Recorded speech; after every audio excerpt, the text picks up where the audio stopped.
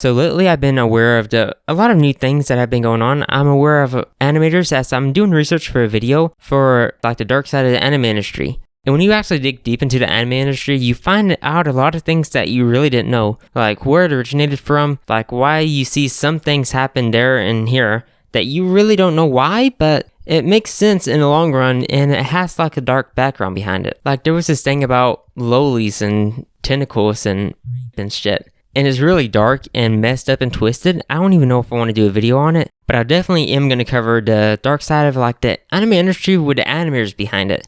Because when you think about it, you think like, let's take for example, you got Studio Bones on here. You have My Hero Academia, which every season you expect these fight scenes to look golden and everything and it just to be so stunning. But what if I told you that those people that were behind it, they barely earn a couple of dollars off of a frame? Like, most of them only leave with about $2 to $2.50 per frame. And if they do up to $300, they barely come home with about $1,000 a month.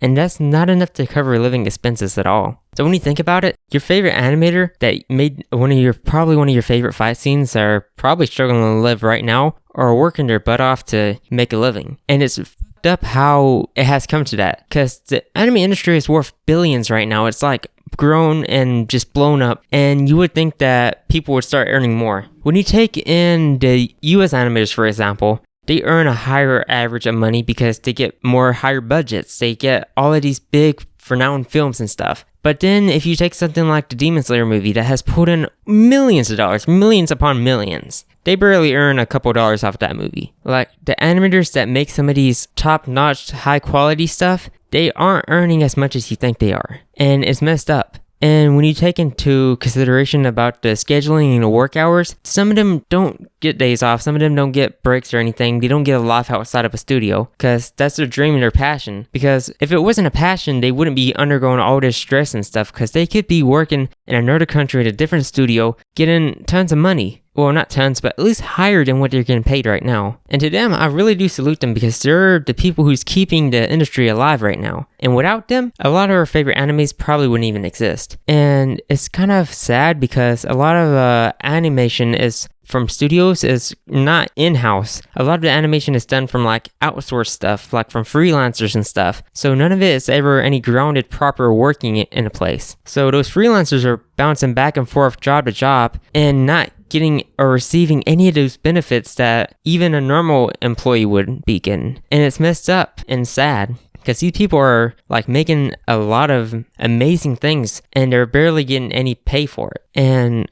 I just don't like that. Just the thought of that is just sad because they don't have to make it as good as they are right now. Like some of your favorite fight scenes that have like top-notch quality, they don't have to draw it as good as they are. Because I guarantee that the studios only care about getting money. And it's just money, getting money, earning more money. It doesn't matter if there's like a mistaken frame. Like you saw what happened with 7 Deadly Sins. It does not matter about if the animation is looking good or not. If it's not done within a time frame and a scheduling that it's supposed to be done, it's going to get sent out anyway. And if the people that they send it to, like Korea or some other place, and they don't feel like fixing it or they don't have the time to, it gets sent out the way that it is. So you got to understand that these people are working really hard to make sure that they don't mess up.